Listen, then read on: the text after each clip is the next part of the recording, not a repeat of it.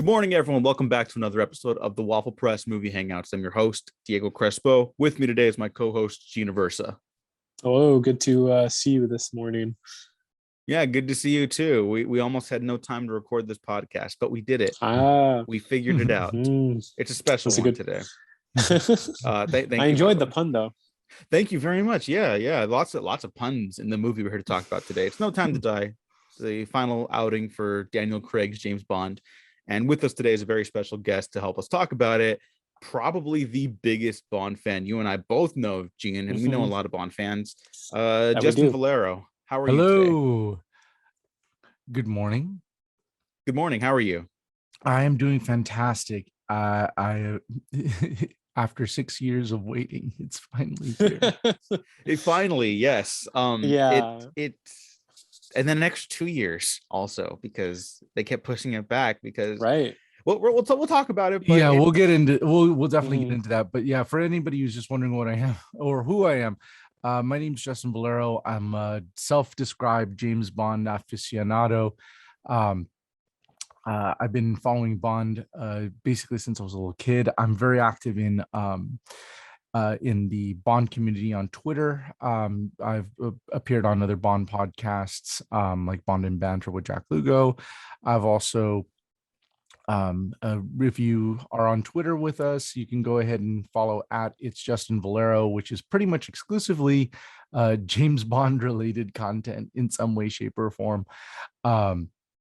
But yeah, James Bond is a big part of my life, and there's a small group of us in the United States who have devoted encyclopedic knowledge of the series, and I'm happy to be part of that faithful tutelage. So very happy to be talking with No Time to Die today with you guys.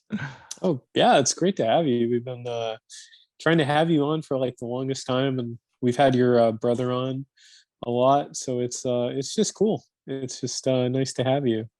Yeah, I always feel like my fandom is I'm in the wrong country for my fandom, because it only comes out about every 3 to 6 years at the current rate.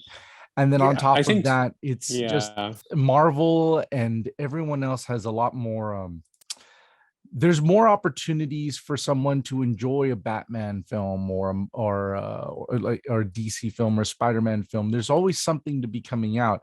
If you're a Bond fan, you're very patient. Yeah, but honestly, I prefer that. I like that much more, because I think the wait is kind of what makes the fandom all the more special, and makes the movies more special too. Because if you have a movie coming out every other month, you start taking up spaces of other people's movies and maybe culture. And maybe that's a bad thing, but that's not what we're here to talk about today. We're here to talk about No Time to Die. We're going to talk no spoilers first. No spoilers. We're going to go into our favorite Bonds, favorite Bond songs, spoiler-free thoughts about the movies, and a little bit of I'm just going to rattle off some of the production history really quick so we can get this out of the way. Justin, you and I definitely talked about this when this was first happening. We were like, oh, fucking Danny Boyle's going to do it. Like, I don't love everything Danny Boyle's done, but he's done Sunshine and 28 Days Later. And to me, those are like two of my favorite genre films of the last 20 years. So I'm like, fuck yeah, he'll direct the shit out of it. And he's a very visually interesting director. And then he got the boot. He did a Bond short as well. So at least you got to kind of work in the franchise. Yes, that's right. He did the Olympics. The Olympics. And the Olympic short with the Queen. Yeah, that was really interesting. I remember when this movie was first getting discussed that Danny Boyle was going to be involved. I was actually really excited about it because of the people that I thought would be an interesting choice or a good fit for Bond directors. Danny Boyle was definitely in there. We were also talking about maybe Matthew Vaughn, if he was taking a break from the Kingsman series. I think so. Yeah. He already did his Bond. And that's the thing. He has a lot of respect for the franchise, especially if you've seen Kingsman. But when I saw that Danny Boyle was going to do it, it's that he's definitely edgier. He's in the realm of the auteur director trend that they've been doing for this series. in the Craig era. I mean, really, the only kind of like factory level, really efficient director that they had was for Casino Royale.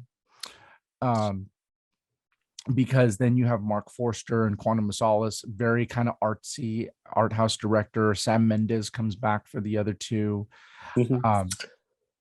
And so Martin Campbell's the only kind of like bread and butter, hey, I've been around beforehand.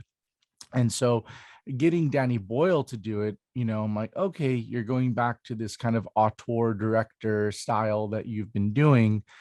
And then all of a sudden we have quote unquote creative differences. Now, the interesting thing that is apparently going on is that the creative differences, and we'll get into this in the spoilers, but the decision that was made, apparently, that he was getting a lot of crap about in the press, apparently it looks like it was the other way around. That he didn't want to do particular things that this film ended up doing. And then we have Cary Fukunaga coming in. And I thought that was an interesting choice. Apparently, he had been chasing down he's been chasing down Barbara Broccoli to do this for quite some time, before Danny Boyle, apparently. I didn't know that. Yeah. So apparently he had been wanting to do this for a while. And according to the interviews that Cary Fukunaga has given since, like during press release stuff and all of that, but I thought it was an interesting choice, an inspired choice, and I'm sure we're going to get into it. But this film just getting going has been in fits and starts. There were 2 delays prior to COVID, because we have a creative differences break with Danny Boyle. The movie was scheduled to come out in November of 2019. They had a creative split with Boyle. They were even like building like sets in Canada and whatnot that they were already working on, and and they ended up having to scrap a good chunk of that. Then so you already had sunk costs into this movie before COVID.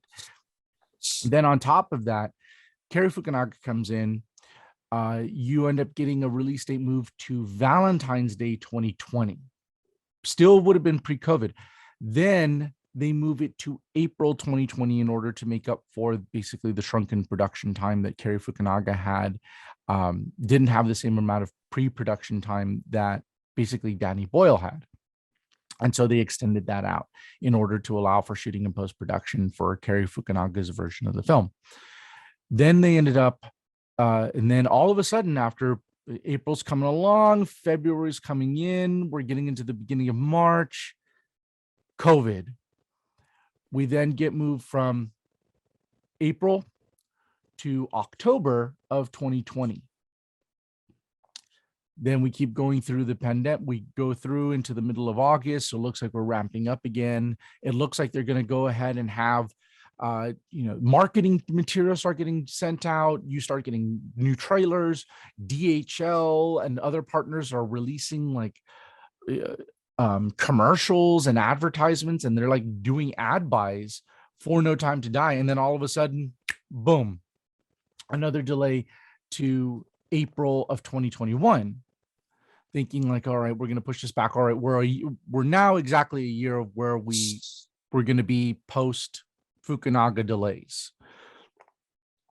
Yet again, as we all know now, we got another delay until October of 2021. And so this movie has had fits and starts even beforehand. There were worries about things that happen on set with like an explosion, like pine wood, like a side of a wall of pine wood went off in an explosion that wasn't properly, they didn't properly predict like how powerful the stage explosion was going to be. Blew off a side panel on the 007 stage, actually landed on somebody's leg, which ended up having, really, yes, I didn't. Whoa, yeah, I didn't know it was that. all over the news. Oh, so that delayed production. Daniel Craig ended up breaking his ankle or pulling his ankle and rolling it. Not even while doing a stunt, slipping and walking to his own accord. He was, and so this movie, like one of the things in like Bond fandom that we were talking about this movie is just kind of like this quote unquote cursed production of No Time to Die. So a lot of us were terrified, because not only is it that we're having these gigantic delays because of production, because of MGM. We also have to remember that Amazon made the purchase for MGM during all of this, like during last fall. This is where Amazon was making a bid for MGM. And so we had to go through another purchase, and you have all of these things that built up to No Time to Die actually coming out. And the scary thing is that you have these huge gaps of time, whereas back in like the Brosnan era or the Roger Moore era, it's okay if you had a bad Bond movie, because that did not directly influence whether or not you were going to get a great Bond movie 2-3 years later. Mm-hmm. Now we're having these gigantic, I mean, if you look at the Craig's tenure is 15 years. Yeah. However, you've only had 5 films in that tenure. Roger Moore had a shorter tenure, but he had 7 films. And so there's these fits and starts that MGM, like Skyfall, for instance, didn't get off the ground until the MGM worrying about bankruptcy was coming in. Quantum of Solace got rushed into production, not only just because of the writer's strike, but also because Sony wanted to get the next movie out as quickly as possible, and because MGM doesn't have solid distribution rights internationally, they need Sony, and Sony was basically bankrolling a good chunk of Casino Royale, Quantum of Solace, and Skyfall. And so they had the power of the purse. So MGM didn't really have a lot of control over its own IP and like its production schedule because of money.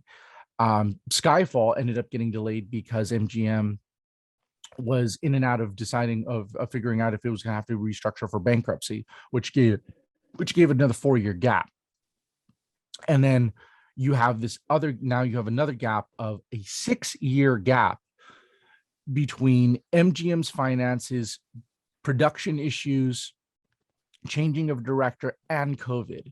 So when it comes to the Bond franchise, it's been a pretty nebulous time for us. So this was really highly anticipated to finally see this movie in the cinema. I wanted to talk a little bit more about stuff like our favorite Bonds or favorite Bond songs, but I think that can actually come up naturally in the spoiler section. So now that it's here, let's talk quick spoiler-free thoughts. Let's try to keep it under a minute each. Let's start with Gene, then we'll save Justin best for last. And Justin, you can lead us into the spoiler discussion for this. Gene, what were your thoughts on No Time to Die? Spoiler-free, 60 seconds. Yeah, so I'm still on a high from it. I saw it last night, so it's still like fresh in my memory, and I was really impressed by it. It met or exceeded pretty all my expectations. I love how bombastic it was and just over the top. Kind of thinking about it in the morning as that high is wearing off. Did everything work? I don't think so. But this felt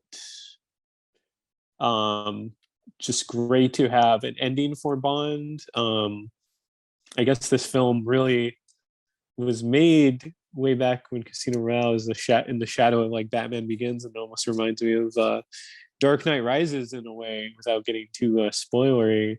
That so they made a story that hasn't really been in the Bond sort of franchise lore of how the ending of Bond would be. So I was really impressed by the storytelling in this movie. So that's my thoughts. Just kind of escape, kind of getting off this high of watching it last night and processing everything. All right. Okay. I ended up seeing it opening night. I was going to put it off a day or two just because I've been a little busier than usual. And I ended up going with a pal of mine from out of town. Shout out to Avishai Weinberger, excellent writer. Go follow him on Twitter. Fantastic fella. Who's also not the biggest Bond fan. Not a hater or anything, just like someone who they could give an honest response if whether or not the movie worked, and they enjoyed it. I hope they don't mind I'm speaking for them here, but like he enjoyed it. I got very excited for this movie leading into the final weeks. I've been excited for it since Cary Joji Fukunaga was announced, because I like that first season of True Detective a lot. I really like Beasts of No Nation. He's an interesting director. He's very different each time he goes to the bat. And I don't think everything in this movie works, but I think it is a fantastic farewell to Daniel Craig's James Bond. I found myself giggling at times just from the way, like how well the movie was made. There were like certain shots and angles and transition where I was like, ooh, movies. It's gorgeous to look at. Linus Sandgren, the DP, Sandgren, I think, worked on La La Land, First Man. Fantastic director of photography. It's a nice reminder that big blockbusters can actually have like sex appeal without also like ogling people, which is very important, because like movies have kind of become sexless in this day and age. And this movie's like, this is a sexy movie, but it's also not like, it's not Michael Bay shots of like asses and shit. It's like, it's just people looking good and powerful and like awesome and badass. And that's kind of all I want to say without spoilers. So Justin, spoiler free, and then transition us into spoilers, sure, if you can. Bond movies, I think, are the last great bastion of classy action movies. They're the blueprint for it, and I think it did that in spades for the most part. I really enjoyed the film. I think that as a Brosnan fan, this gave me some of Craig's best iterations of the character. I think that the movie went in a natural direction of where they were going to go with it in terms of Craig's arc. But I thought that technically this movie is incredible. The score, I enjoy it as paired with the film. There's a lot of Bond scores, particularly David Arnold's Bond scores from the early Craig and Pierce Brosnan era, where they're instantly listenable. Like you can, I could take it or leave it sometimes with Hans Zimmer's score, but the film in and of itself is it does not feel like 2 hours 45. It just flies, and I think that there's a lot of I think Fukunaga knew where his references were. He had a lot of respect for the franchise, and I really like it. Like, as someone who was waiting a long time for it, I really enjoyed the movie. I thought it was really well done, and I thought it was worth the wait, and it was a dangerous movie and a risky movie to do. And we'll go into spoilery territory from here. That being said, do you want to go ahead and give us the our spoiler warning or whatnot? Yeah. Spoilers from here on out, everyone. So we all recommend it, I think it's safe to say. Mm-hmm. Yes. Yeah. Strong, sturdy recommendation. I think it's also fair to say this is not Craig's best Bond movie, but also like it's just a really good time at the movies, and it's like sturdy film. It's solid at the very least. At its worst, it's solid, and maybe like not fleshed out enough at times.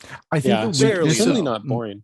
I think the weakness of this movie in terms of why I don't put it above Skyfall or Casino Royale is because Skyfall and Casino Royale work as standalones. You don't have to know anything in order to fully enjoy the film. You can just kind of go in, even as a casual James Bond fan, and enjoy Skyfall or Casino Royale. No Time to Die is with full intention trying to work on the weight of the entire Craig era, and as a result, you need the background knowledge of Casino Royale, Quantum, Skyfall, and Spectre. It's like I heard someone refer to it as like pocket continuity. You have to watch one or the other in order to figure it out.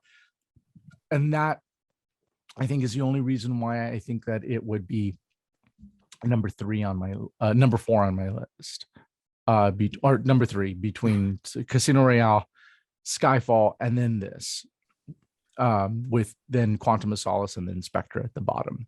Okay, yeah, I think we're in agreement. You said Casino Royale and then Skyfall, right? Casino Royale, Skyfall, No Time to Die, Quantum of Solace, and Spectre. Because Quantum of Solace, is a decent movie, just poorly edited. I think. Spectre has Austin Powers. To go to bat for Quantum. I need to go to bat for Quantum is all, because I rewatched that and I think it's a borderline great film. It is not as good as the top 3 though. I agree with you, but Spectre ends up adopting Austin Powers lines. Yeah, Spectre has the current blockbuster movie problem where so many blockbusters are like, we need to hit this release date, and it's like, well, where's the script? Oh, it's not done yet. Well, then don't start production. Don't finish it. Like, there are all these horror stories about movies from like the new Hollywood, the 70s and 80s. And everyone's like, oh yeah, that was crazy. Good thing we don't make movies like that anymore. We do it like all the time. It's like it's a money laundering scheme. It's got to be, like it's. Sorry, I hate this model of making blockbusters like that. And that's why Spectre suffered. And I think this is part of the weakness of No Time to Die too, though, is because of this kind of larger continuity. And I think if we're going to get into spoilers, let's just get into. Okay, so here's the thing: is that the Bond films will tend to chase the latest trend in cinema. Yeah, they're reflections of what's going on. Exactly, or the reflections of when it's written, really. Because when Casino Royale was written, Bourne was a big deal. And then that kind of Bourne flavoring was inside of Casino Royale and Quantum. Mm-hmm. Then we ended up getting kind of this 50th anniversary zeitgeist, which is where like Skyfall, to Sam Mendes' own he said this in press in the press conference for Skyfall. This is a standalone movie. This has nothing to do with the other films, which then he goes and retcons in the next movie. Right. And then it was all Spectre. Yeah, exactly. Right. Don't even get me started on like the actual Spectre plot. In a nutshell, they should have just had it where Spectre was. The way you fix Spectre is Spectre starts assassinating quantum agents, and then Mr. White ends up having to come up to James Bond, similar to how Draco does in You Only Live Twice, and asks to protect his daughter and him during the organization, and basically Quantum and Spectre go to war with each other. That's how you get to fix Spectre. Yes, I pitched that exact thing. Yes, exactly. It's not that complicated, guys. Come on. And then they needed a couple weeks to write that script. And then but the thing is that the new thing now has been expanded universe. Expanded universe has been this bigger thing with Marvel, which is why they wanted to kind of retcon and introduce this in Spectre.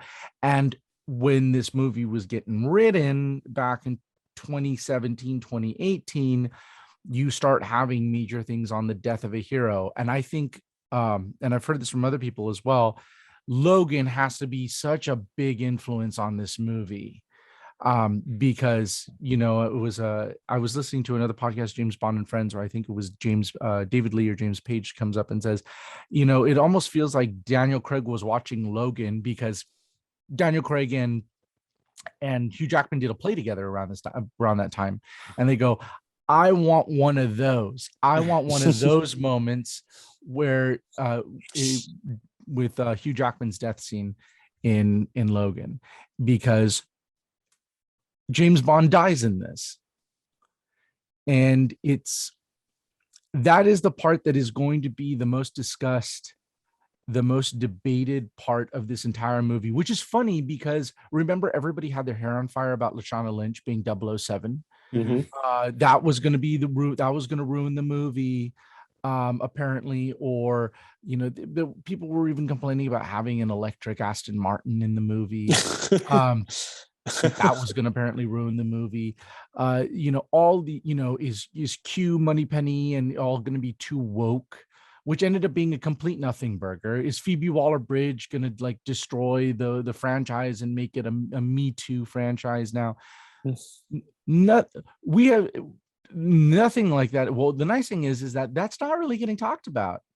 That's really not the topic of discussion with this movie. No. Which is almost kind of nice because there's just so much thrown at you in this movie. Yeah, it's a lot of movie. It's a fuck ton of movie. Yeah. And I think Cary Joji Fukunaga directs the ever-loving shit out of it. He goes for it. 2 hours and 45 minutes of going for it. That's what it is. And you're right, Justin. It doesn't feel like 2 hours and 45 minutes. It feels shorter than Spectre. Spectre's shorter than this movie, and it feels longer than this movie. Yeah, that's because that's not like a completed film, basically. Yeah, it goes at such a breezy pace.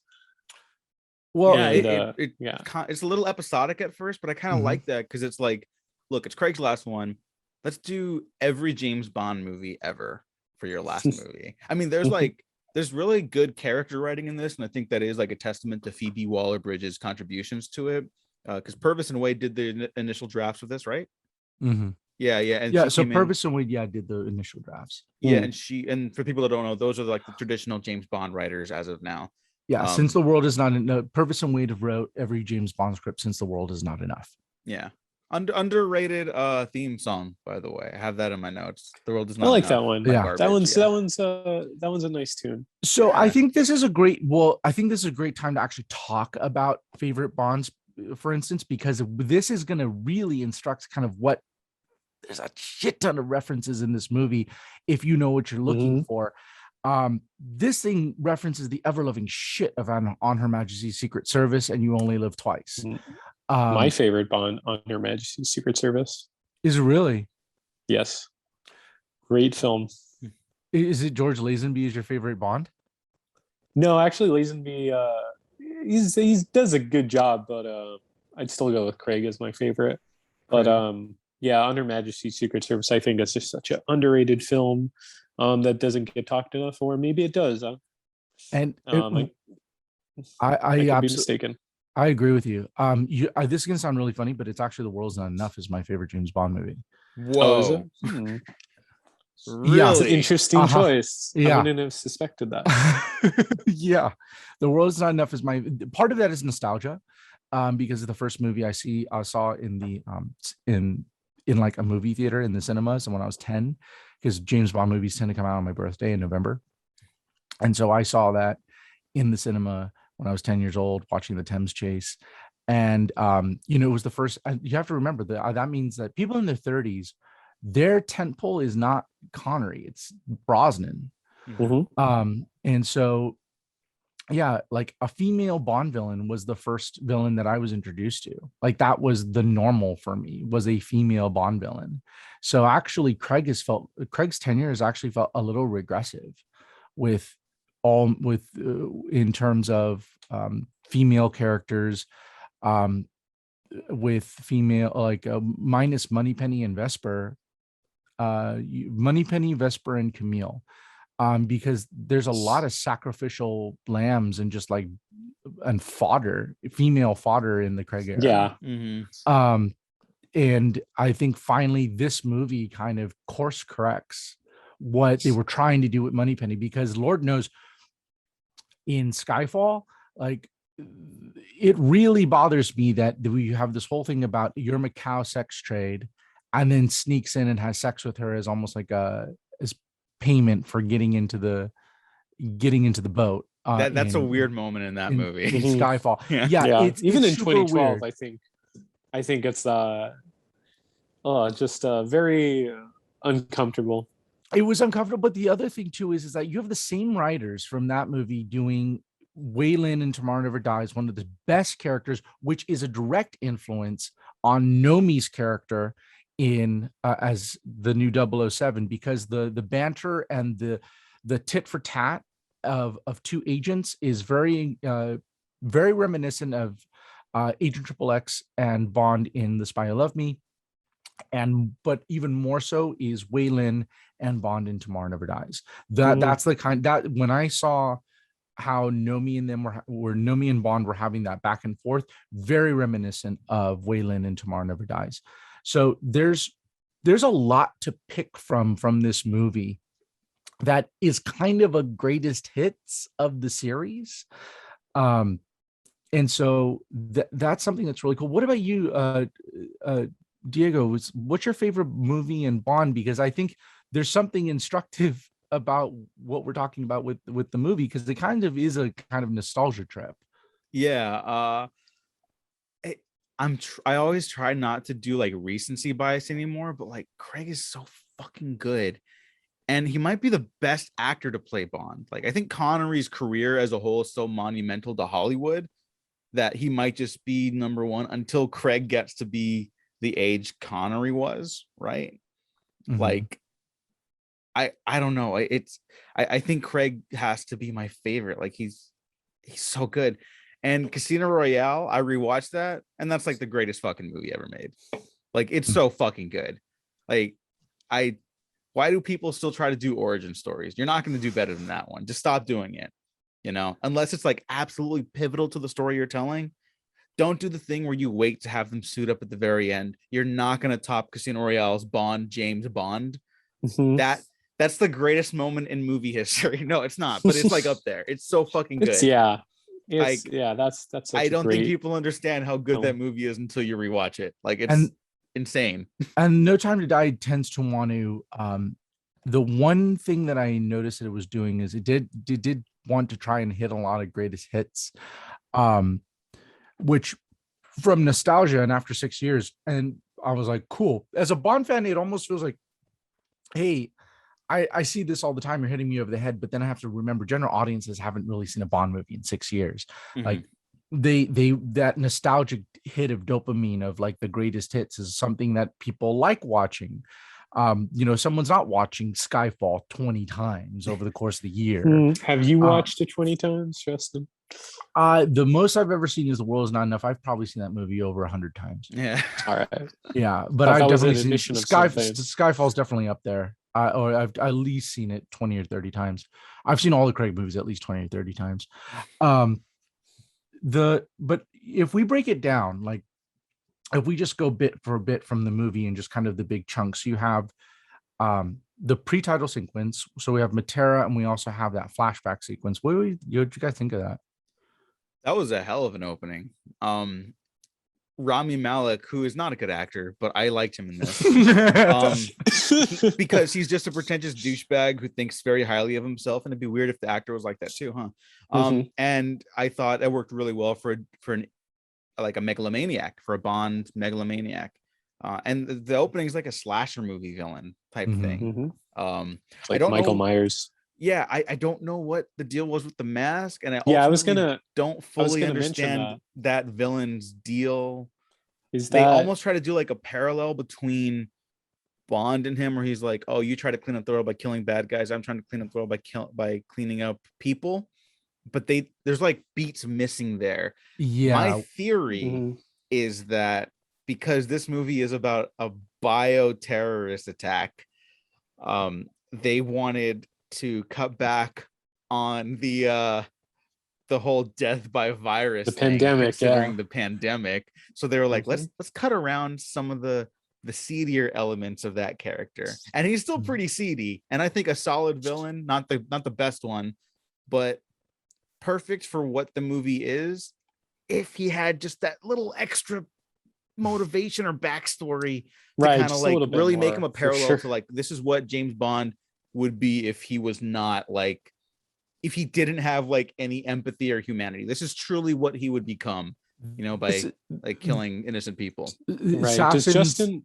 Once we get to Cuba, once we pass Cuba, then I'm like, why are you doing this? What happened? Yeah.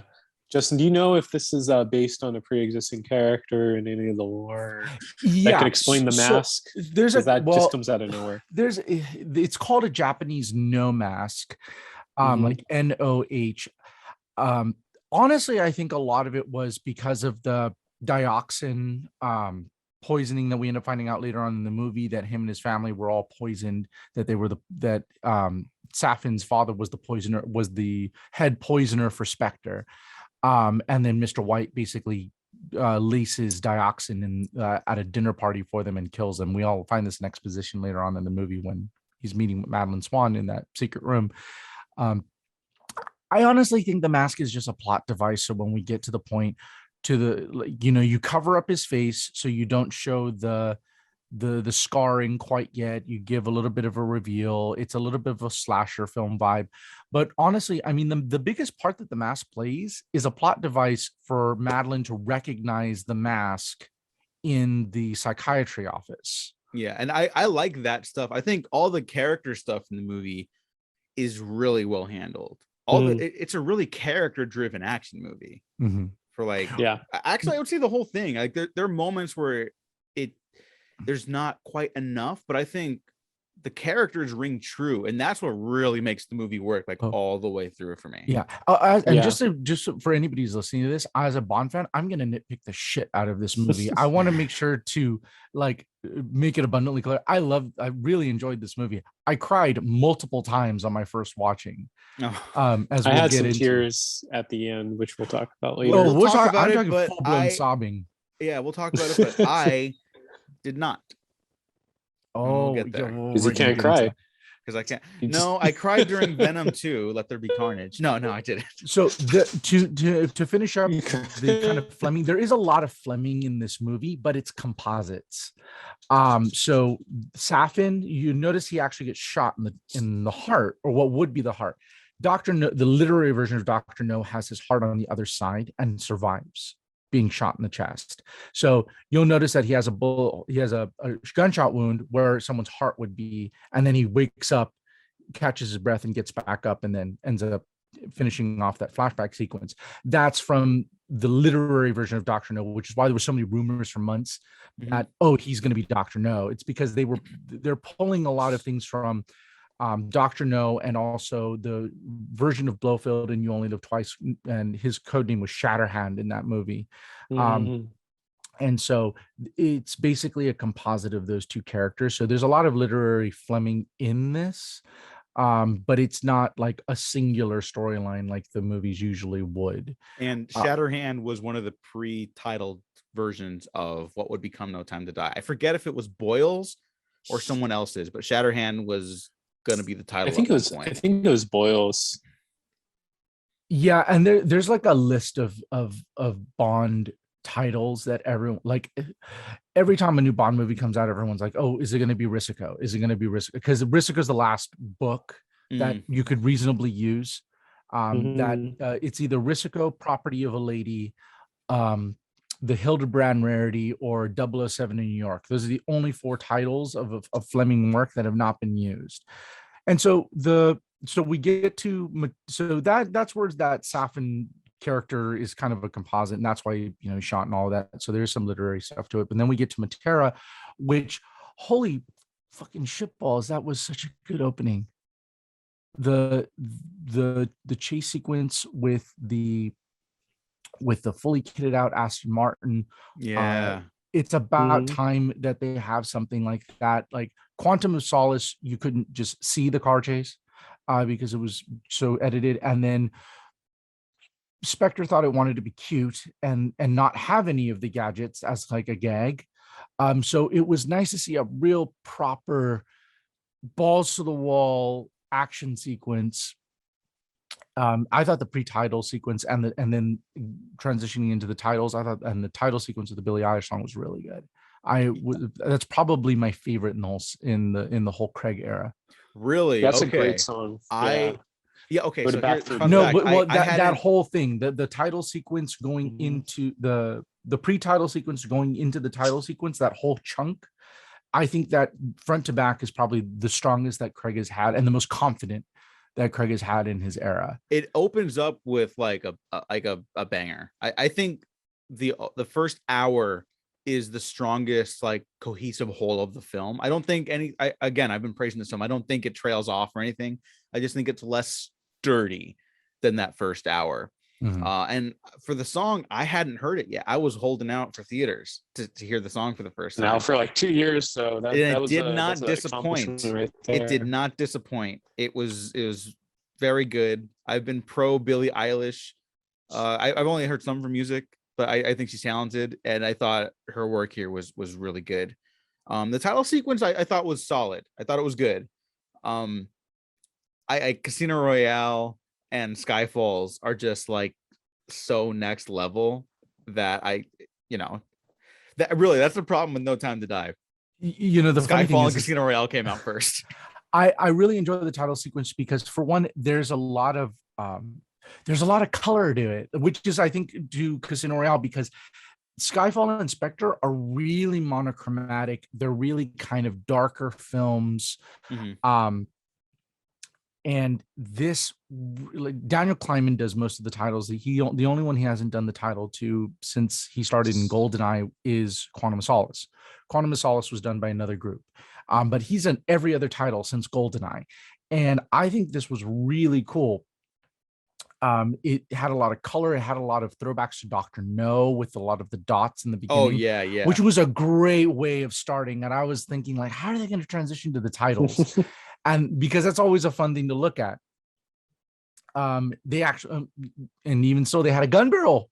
They actually had a gun barrel. No blood, but that's neither here nor there. They actually had a gun barrel with a tux. Don't need the blood. I'll take it. I'll take it. There's been 5 movies of Craig, 5 different gun barrel incarnations. So I'll take it. Just put a gun barrel at the beginning of the movie. The title sequence was really cool because of the fact that it didn't give too much of the movie away, and it really worked with the Billie Eilish theme. And I think that's one of the things that people were talking shit about Billie Eilish's song, that it's too slow, it's too ballady, that we've just had this with Sam Smith and with Adele. This is what Craig's tenure is like. It's emotional, it's thought-provoking, it's somber, melancholy. It's melancholy. Yeah. I thought it was just tonally really appropriate. Yeah. And some of the visuals in there, I think the one that strikes me the most is the Walther PPKs that are shooting, and it ends up becoming the double helix. Yeah. Like that's the part where I was like, oh, because, like, oh, get it? It's like, it's literally in his DNA. Like, yeah. And then of course it relates to, like, the bioterrorism stuff, but, like, I was like, okay, that's pretty clever. And like it's a solid title sequence. Again, Casino Royale and Skyfall just happen to do what this movie does better, in my opinion, and that's really kind of like overshadowing it. But I want to reiterate, it's a great fucking time. So let's keep getting into it. The last thing, that before we get into, like, the big thing, is the best, I think the single best chunk of Craig's tenure, period, is Jamaica and Cuba. I think that is the best section of Daniel Craig Bond, hands down, bar none. It is confident. It is calling back to Roger Moore and Pierce Brosnan, which is my favorite era of Bond. It takes the action seriously, but it's also self-referential. It makes fun of itself. Paloma is probably my favorite female character of the whole movie, just because of her presence, her humor. It works so effortlessly. It subverts expectations, like when he's getting undressed and he's thinking that Paloma and him are going to have sex in this wine cellar, and he's like, oh, no. And she pulls out the tuxedo. I think she's fantastic in it. I think the action sequences are great. I'll always remember the scene where the moment where she kicks a Spectre agent, falls on the ground, and then shoots 3 guys. Yeah, that was the most badass thing I've ever seen in my entire life. It's sci-fi with Blofeld's bionic eye, and there's like Valdo, who's the scientist who developed Heracles, is like sitting there going, oh yes, only Spectre are dying. It's so cheesy, but it's just the right amount of cheese. Yeah, with all this action going off, and Craig's kind of seriousness. Oh, it was just it was perfect for me. Yeah. And again, like, I think that first hour is like the peak of the film for sure. And I'm glad you brought up Paloma and, like, the female characters in this, because, like, the women in this are really well defined. And they're all, like, they're competent in their own way, but they're not bland, like, oh, she's a strong female character this is not any declaration against that. It's just sometimes when people write strong female characters, they just have them kill a lot of people. And it's like, I don't know anything about them still. It's the same thing as a poorly written male character, unfortunately. And here, exactly, they're all, like, well-defined in what they can do. and how they do it differently, where like Lashana Lynch's character, it's unspoken, but there's this great dichotomy inside her where she's like, she very clearly is trying to egg on Bond, like, are you jealous I have the 007 thing now? But it's also like she's worried about not living up to expectations because she's a Black woman in a role traditionally made for a white man. And it's like, that's not said in the movie, but it's totally there. And that's something she has to live up to for herself, not prove to anyone else. And then Paloma, who's like really dorky, and like at first you're like, oh no, are they gonna make her like a fucking Willie from Temple of Doom? Because I was gonna say Christmas Jones, or Christmas Jones. That's not great either. But like when he's like character. when Craig gives her the call sign, she's like, what? Oh yeah, sorry, I forgot. And I was like, oh no. But no, she's totally capable. She's just like really excited and like dorky, you know. And Ana de Armas is gonna just be one of the biggest stars on the planet. Everyone was saying like there wasn't enough of her in this movie, and like I don't agree with that as a criticism. You left the audience wanting more. You did what you needed. Yeah, she's there for her part. She does her part, and she's fantastic. And now everyone understands that Ana de Armas needs to be killing motherfuckers in every movie because she fucking rocks. I love the little compliment he gives her, like, oh, you did excellent. Yeah. Oh, but I like walks off, shakes her hand. Justin already brought it up too, but it was so funny when he was like, "Oh, I hope we got to know each other first," and she's like, "Oh no, like, no, that's not." Like it's so like charming and like funny and fumbly too. And the thing that's really cool about the female characters in this movie is you're right, it's never brought up. The fact that anybody's a woman or anybody's a person of color isn't brought up. The discussions about competency and youth and like the critique in Jamaica when he goes, "Are you a 00?" and he has 2 years. I'm like, well, you're rather young. And I'm like, I'm a high achiever. That's the banter. Nothing about being a woman, nothing about being a woman of color. Q is outed as canonically gay in this movie, and it's like I was gonna say that was it.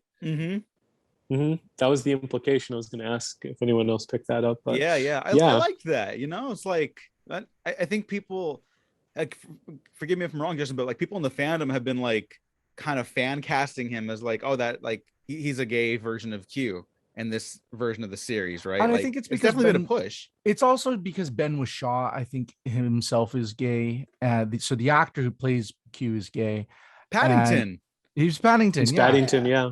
Paddington should be the next Q. sorry, go ahead. It's positive feedback for sure. There is quite a bit of LGBT representation within the Bond fan community, myself included.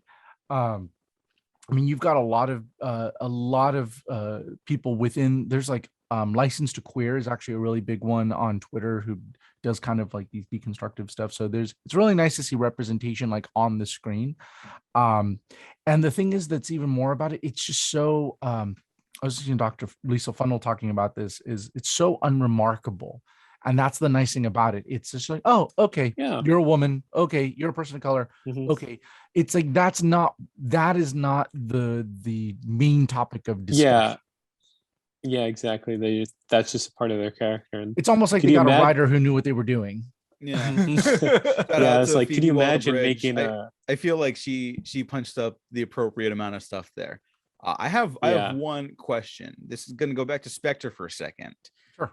The central Bond woman protagonist in this is Madeline Swan, carried over from Spectre, Mr. White's daughter, who I felt in Spectre was more of an interesting idea than a successful character. Undercooked for sure. How like much of that film, unfortunately.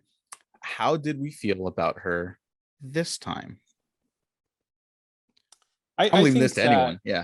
Yeah, I think she had more to bring to the table this time around. I guess, we already said spoilers, but her just being the mother of Bond's child, I thought was a very interesting idea. Seeing her backstory with her mother, and then also calling back to her being Mr. White's daughter, where Bond's enemy, and it almost gives her sort of a Talia al Ghul sort of sort of characterization. How funny you say that. To Batman. I got hardcore Dark Knight Rises vibes from this movie. Mm-hmm. Yeah, and I love Dark Knight Rises. I think the complaints about Dark Knight Rises are very overblown or just inaccurate or just stupid. How did he get back to Gotham? Yeah, it's like he's fucking Batman. How the fuck do you think he got back? Sorry, this isn't the Dark Knight Rises podcast, but for sure. But I definitely want to mention that later on. Yeah, they expanded on her. I think made her a lot more of a nuanced character that kind of was lacking a bit in Spectre.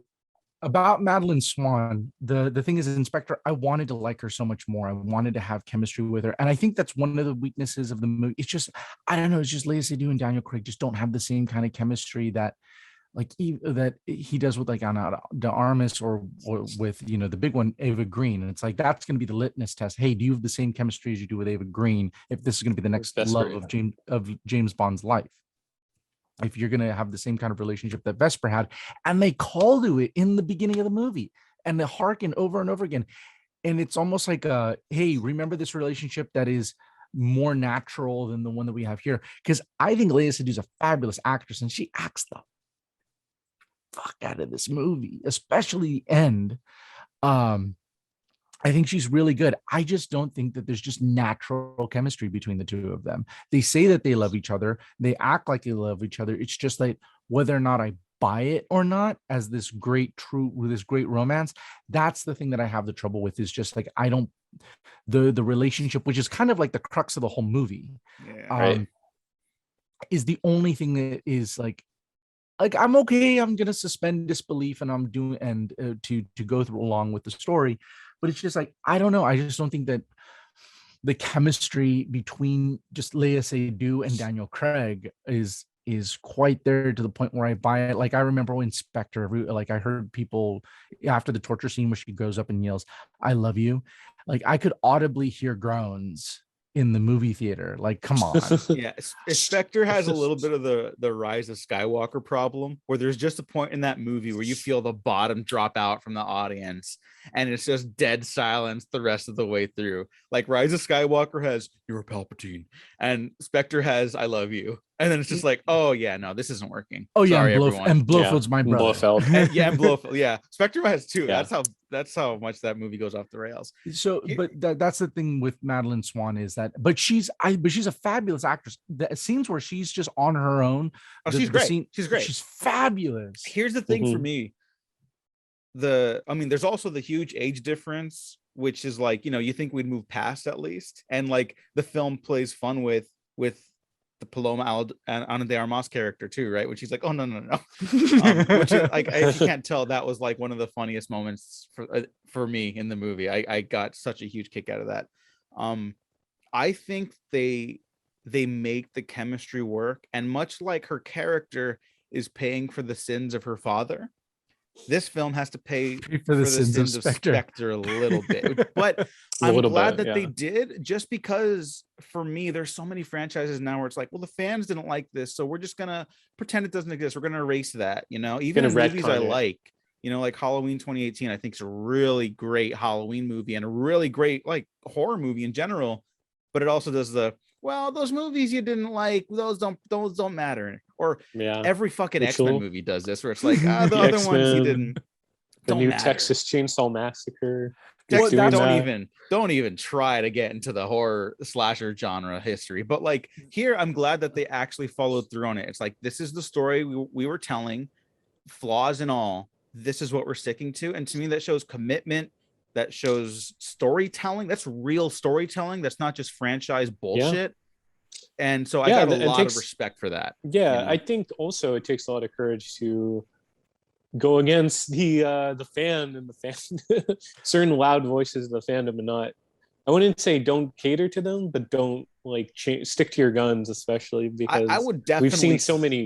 We've seen so many movies just change at the tip of the hat just to appease some angry fan on Twitter or I would agree Reddit. with you if Eon had a 5-movie plan. They did not. No, yes. I agree, but I'm saying that's one of the problems that they did, is this is how they box themselves in a corner in this movie, is that how they they were writing as they went along and started retconning.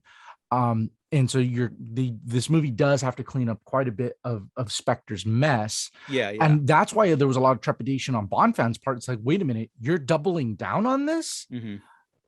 So it was really kind of nerve-wracking that, okay, so we're just going to bring back Christoph Waltz and just Blofeld, and we're going to bring back all of these, and we're going to bring back Madeline Swan. Okay, hopefully you can flesh her out. Like, that was my hope, is that they could flesh her out. I think they did. I really like for instance, in Norway, where she really can handle herself, and this idea of her as a mother and as a killer. It was really, I really enjoyed that. Like, the guy comes up on their motorbike and then just boom, without hesitation, just point blank takes him out when he has the drop on Bond. And so that really stuff was really, I mean, also like mothers in film, like if you're a mother in a film, you often just get cast as the mother, and that's all you do, you know. And here it's just like, no, she's many things. People are many things. Women can be many things. Anyone can be many things. It's just good writing. It's just good understanding of like human character. Yeah, there's definitely three-dimensional characters throughout the whole movie, except let's talk about the villain. Yeah. Oh my god, yes. Except Lucifer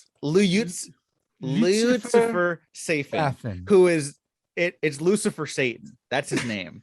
And you know what? Yes. That's perfect. For a Bond villain, Why that's not? perfect. Yeah. That is, I wish I came up with that name. That is so awesome. And he's got this really brutalist layer with like lots of, it looks like a fucking Denis Villeneuve movie in his layer, with like the LED tungsten lights and the acid coming up and stuff. And it's just, I fucking loved it. He's a little hollow. You know, it's really funny. There's a lot of, there was a lot of shit in the press at the very beginning of when they casted him, that, he made it very intentional that he didn't want to be some Middle Eastern villain or some generic villain. And then he gives us a generic Eastern European accent for the whole movie. Yeah. Like, well, remember, there was so much being said about, I don't want to be a Middle Eastern, or I don't want to be like, the nationality can be identified. But then we go and do that with the Russian scientists, because of course it's the Russians who are going to be the chemical weapons specialists. People don't mind that. Come on. Yeah. Well, I was going to say, remember the original villain was supposed to be the sniper dude from Wonder Woman. I forgot that actor's name, but that guy was in the Danny Boyle version. Danny Boyle, yeah. Oh, yeah, it was supposed to be really? a Russian guy. Yeah. Yeah. Oh, he's great. That's kind of a bummer. I really like that act. Ewan Bremner, right? That's his name. I believe so. If you're correct. He's a really good actor. Save him for another Bond movie villain. He never the really Amazon. got his due. Yeah. Danny Boyle version was supposed to be Bond. like in the snow a lot more and whatnot. Like, they were building like a missile silo and some like a missile silo set in Canada and whatnot. So there was like to double for Siberia. There's a whole other movie that, like, I'm sure we'll be, years from now, we'll be reading about the unused John Hodge script. But it's out there in the internet somewhere, probably. But the thing Rise of that Skywalker script. The thing that I don't get is, I don't know the motivation of why we're murdering millions of people through this Heracles, this nanobots, which is the same plot device that's in the video game Everything or Nothing, by the way. It's a good game with Willem Dafoe. But the thing that I get, like Cuba, for instance, again, I get the whole sci-fi, the weapon is programmed to the DNA of the target, and then they establish that it's all, because it's DNA based, it's also connected to your family, which is where they were showing the scenes from the funeral when they're having that MI6 briefing scene, and the family members who kissed the Spectre agents who died also died. Okay, I get that plot device. The thing that I don't understand is, if you killed Spectre, isn't your plan already done? Didn't you get your revenge? It feels like, again, like when I mentioned earlier, it feels like there's more missing, where he's trying to clean up the problems he sees in the world through like institutions or people.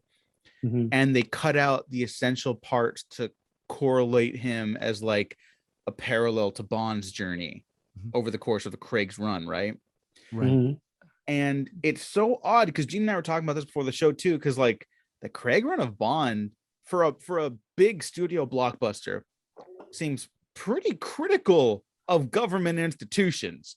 So they've not held back on, like, the CIA are the bad guys in Quantum of Solace. Yeah. Mm-hmm. Like they work with the terrorists and like the people who want to control the world's water supply, which is why that movie is awesome, because Bond kills all of them and then leaves a man out in the middle of the desert to die and leaves him a can of oil to drink. That movie fucking shreds. I'm sorry. But anyways, the point being, they've not shied away from criticism and how these institutions can so often work with villainous organizations or themselves be villainous organizations out of their own hubris. Yeah, hubris, profit, power. And then here it's like they also veer into that territory with M, which I was like, oh, this is so fascinating. Bond's gonna have to go up against the very things that made him who he is, and he's gonna have to destroy the things that created Bond, you know. And then they kind of veer away from that, and I'm fine with the way that worked out. But then it leaves this gap between the villain and their plan and their, like, literally they're amazing. So I've seen this twice so far, and so I was really trying to see if I could figure out what the hell the plan was about murdering all these people, because you needed just a line of like Valdo when they're in the lab saying like, hey, we're doing X, Y, and Z to kill this many people in order to make the world a better place. Like all you needed was a line saying like, this is who we're attacking. Because then you could have naturally gone, well, if they do, because I thought they have a list of targets, but then that exponentially grows out because it's DNA based. So it's not only them, it's their entire families. Yeah. That would get wiped out. The thing that I'm finding a little bit more, the thing that I looked at is when they're in Q's house, they pull out the hard drive that has the missing information from Valdo's hard drive that they were able to recover. So Q has like 90% of the hard drive and there's 10% missing, right? And so he goes ahead and looks and, oh, this is the missing data. And they open it up and it's all this list of Spectre agents. But then there's like, oh, there's hidden files. And it's like thousands of names. They never tell you who those names are. Is it government agents? Is it officials? Is it bureaucrats? There's a throwaway line when Q and James Bond, when M and James Bond are talking on the bridge, where it's like, so what would they do with it? Well, world domination, the same old thing, but they never actually established like who the hell this guy, who are these names and why is he doing it? Yeah, the motivation of your villain, basically. Yeah, they get so close too, because it's like, no, Madeline needs to stay with me on my private island. It's like, oh, okay, so he's gonna like try to build a new world order or something. Is that what he's doing? And then the movie ends, and I'm like, is that what he was doing? Yeah, he has this obsession he has an obsession with Madeline, but they don't explain like outside of saving her. Like, why does he want to like keep Madeline and Mathilde at his lair? No, see, for the purpose of what? I can understand that. It's how it correlates to his big villain plan that just like, it's literally just that one piece. You need just that one scene that can bring it all together. Because, he mentions like he's saving a life is great because then you have power over it. It's yours. You own it, And so he has this idea of like projecting power and ownership over everything.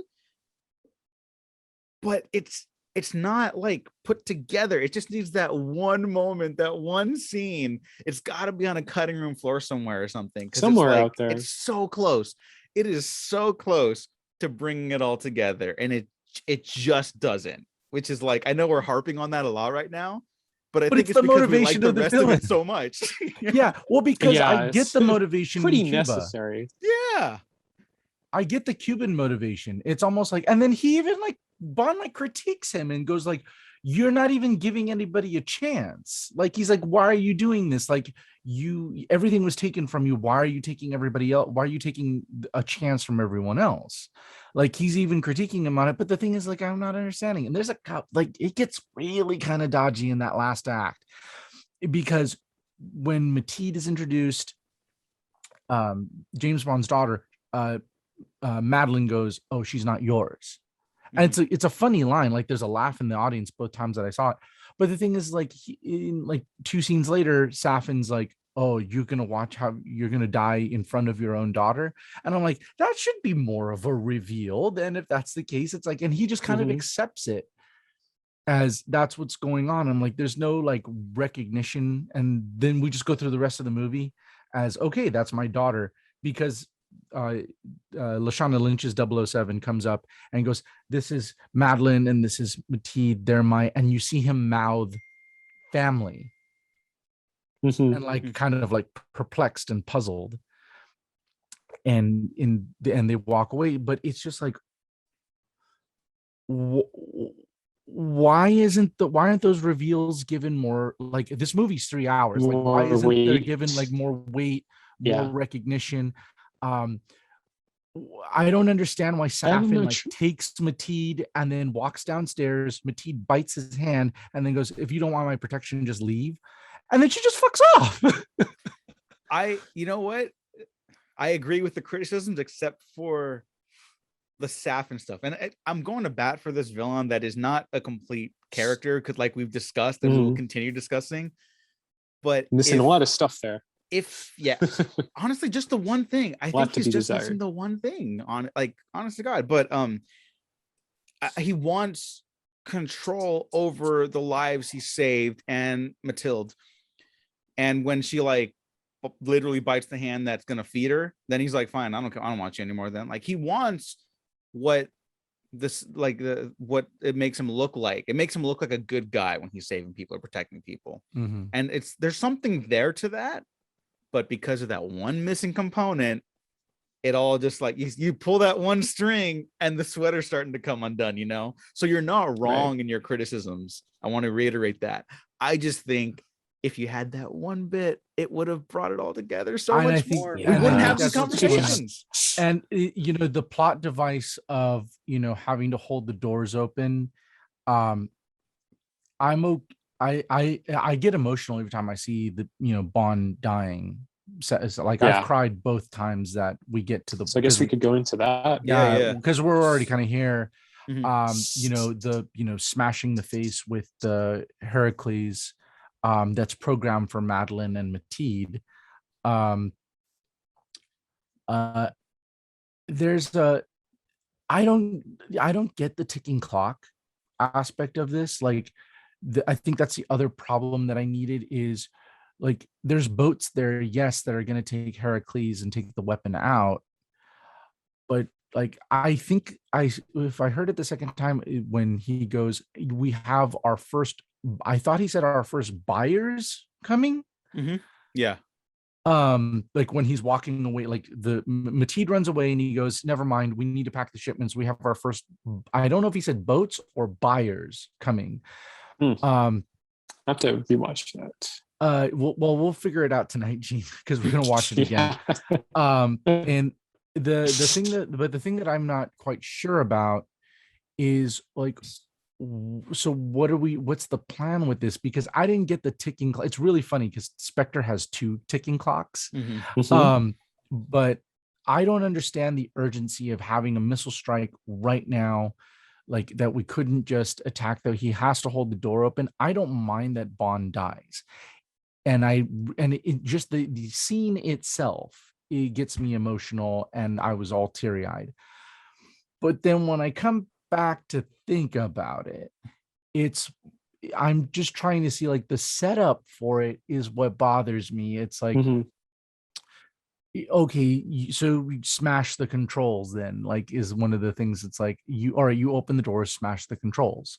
Or why are you just running through the garden unabated, unarmed, and have Safin shoot you? Like, that seemed kind of like this is the guy that's going to kill James Bond kind of vibe. And this is where those, like, the threads kind of pull, because if Silva killed him, like if a Silva caliber level villain had killed him, I'd be like, oh yeah, it would feel earned. That's what it is. It doesn't feel earned. That's the thing that I'm having a problem with, is that as I'm taking the excitement out of actually watching the film and I'm pulling back for a second, it's, did the film deserve the payoff that it gets at the end?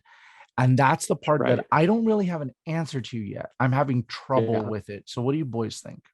I think a lot of franchises to have their end, I think they need to kill off their main characters. I don't know if that's always the case with Logan, because it's like it is going for that old school Western. He's an animal. This is all he was made to do, and he does it for finally a good reason, for something more than himself. That's why Logan works for me. I don't know if Bond needed to die. I see why they did it, and I admire that they committed to it. I don't know if that's the best way to go about ending this story. I think there's really powerful storytelling in being able to show that your hero has succeeded at what they were trying to do, and they can go live life outside of the parameters that you've seen them in. One of the big problems Gene and I have in Avengers Endgame, is that Tony Stark dies to save the universe, but it's like that character's whole goal was to try to constantly fix everything, and so naturally that's the thing that kills him, but it's played like triumphantly instead of a tragedy. And like, to me, the ending of Tony Stark is he gives up the suit forever, and he goes live his life as a family man.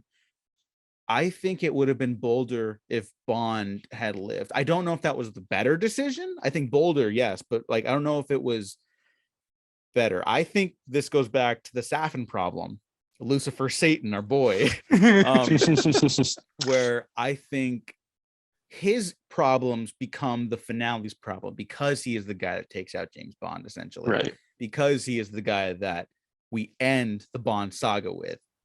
A moderately solid villain with some fun flourishes has to be the linchpin to take out James Bond. That's a lot of pressure, and the linchpin can't really sustain it, unfortunately. Yeah. So I think it's a good ending. I don't know if it's the best one they could have had. I like the aspect of just Bond being cursed to not see his family.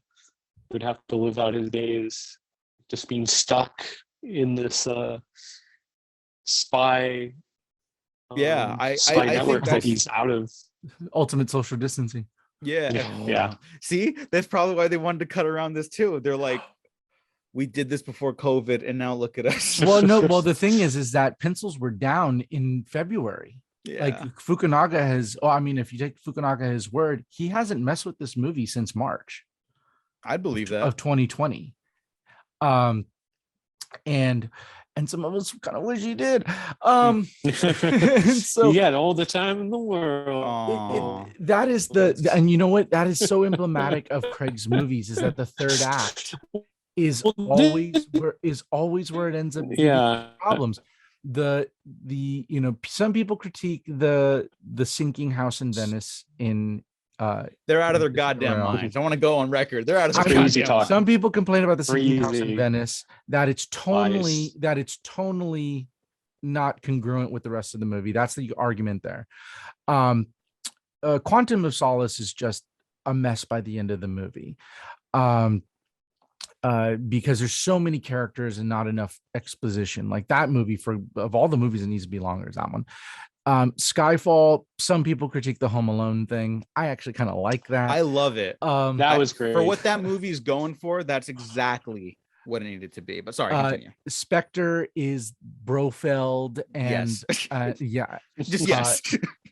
and that convoluted walking through MI6 with like Xerox pictures of other people, and then on this one is like is the ticking clock, and having Bond have to die, and then have this plot device with this weapon that it feels a little half-baked. And so there is a critique of the endings of Craig movies that I do have to think. And the thing that bothers me is that he has suffered so much. Like I thought Craig might have earned a happy ending, because all of his movies are about pain and loss and suffering and death and regret. Like, you would think that there would be some quantum of solace by the end of his tenure, but the payoff is that the families are a liability, and that being in a part of and being in this profession means that you are full of pain, sorrow, regret, and anguish. I would actually agree with that last part, because he is a state sanctioned killing machine, and I think the Craig films have wisely been introspective about that. I do also agree that maybe the family aspect could have led to like a happy ending had he truly left this life behind. Mm-hmm. But again, that goes back to my thing that like I don't know if this was the best ending. I think it could have been a better one, and I don't know if it was any of the ones we discussed. Even probably smarter people than us could have been like, actually, this should have happened. I'd be like, no shit, why didn't we see any of that? But well, now that it has happened, mm-hmm. What do you think? I have my own thoughts on what should happen from now, yes. Because people may miss this in the movie theater. If you stay to the end credits, yes, James Bond will return is in the end credits. Mm-hmm. Yes. Let's also use this opportunity to start wrapping up our thoughts, so we're not here for 5 hours. Yeah, and so that's the thing that I was wondering is the one concern that I have about this movie is I heard people walking out of the movie theater going, so I guess they're not making anymore. So they're going to continue. Well, that's a problem though. Does the general public know that? And so one of the things that I'm kind of concerned about or thinking about as we go forward is I really enjoy this movie. This movie has a lot of stuff that is my favorite of the Craig tenure. And then there's some stuff where I'm a little bit reluctant about. Mm-hmm. The thing that I'm more interested now is like, all right, so they committed to the bit. And that I do respect that, because that's Eon's cash cow. This is all that Eon Productions is known for. And you're going to kill your main character in your lead franchise with arguably the most popular actor you've ever had in the role. So that took a lot of guts. And so I'll give him credit for swinging for the fences. Now, Business Daddy is going to be coming in with Jeff Bezos when this MGM deal closes with Amazon. And they're not going to want to wait 6 years for a Bond movie to come out, or 4 years for a Bond movie to come out. And so the next question would be, and the thing that I'm wondering about is, where do you go from here now that we've done the kind of character study Bond, and we're kind of the Bond 3.0? And I do think that we have kind of an amalgamation of the two, where we have these standalone adventures that are a little bit more fun, that are more triumphant, that aren't flippant in its misogyny. I think that, there's a lot of things that we can learn from the Craig era in terms of how you write women, how you write minorities in the mm-hmm. movies, that I think obviously showed in No Time to Die to its benefit. People love the movie. Especially when it comes to female characters, everybody universally will say the female characters are fantastic in this movie. Just the supporting characters in general are fantastic.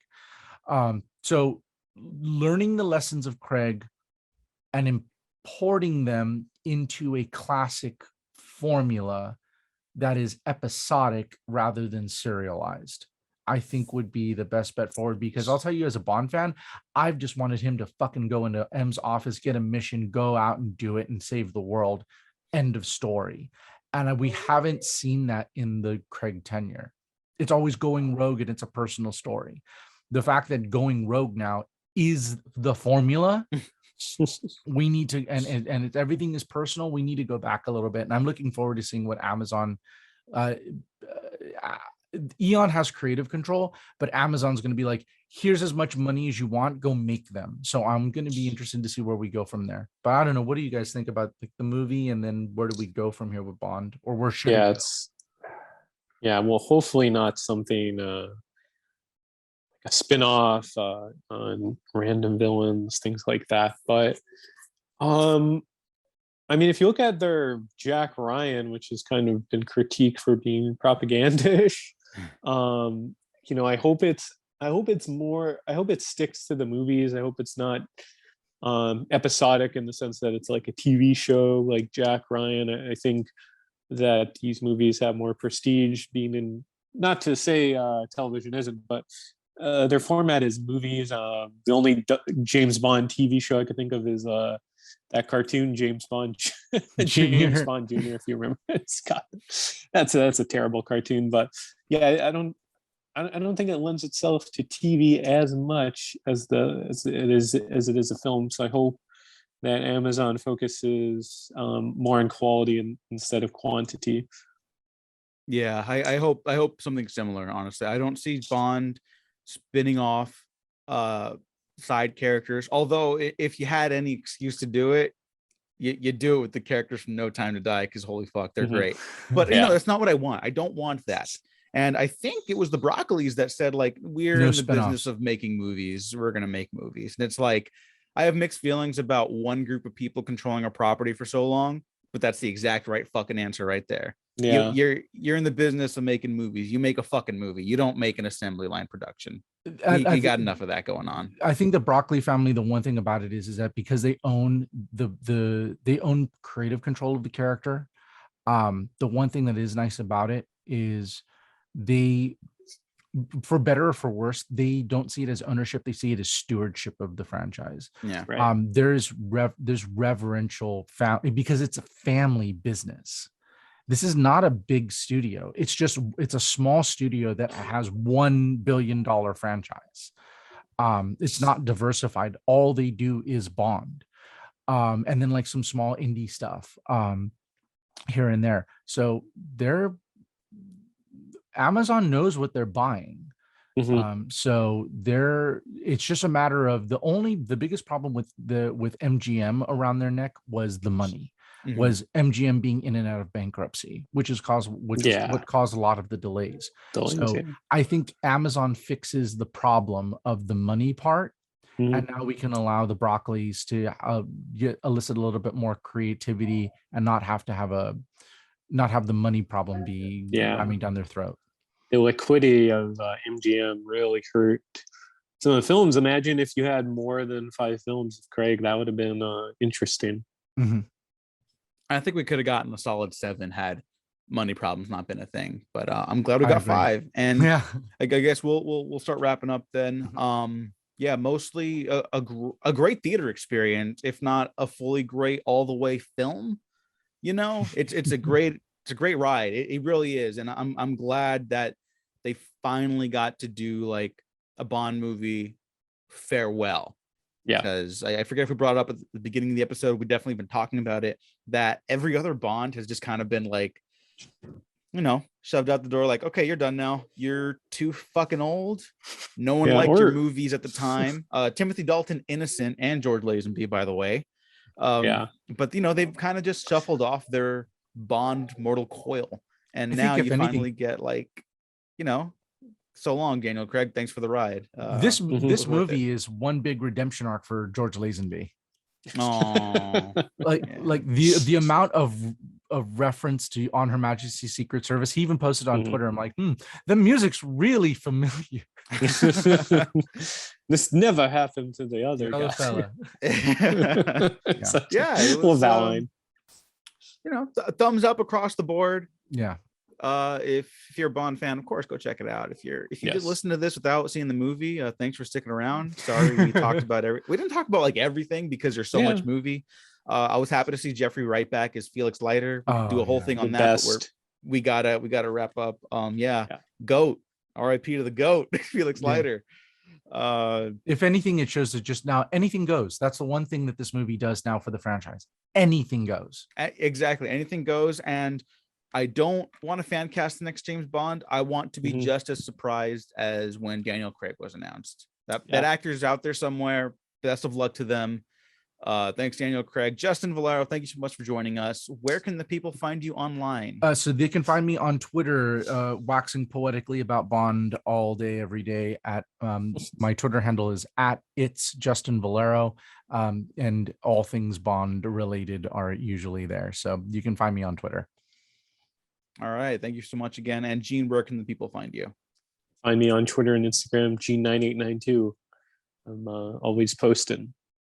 Yeah, and you can find me at the Diego Crespo on Twitter. Check out the Waffle Press on also Twitter, Instagram, YouTube, SoundCloud, Spotify, iTunes, and Patreon, where we're posting some more stuff. I got some more writing coming out. Ted Lasso season 2 just wrapped up, and I have thoughts about that really great second season, except for when it wasn't, much like No Time to Die, which, yeah, interesting stuff going on there.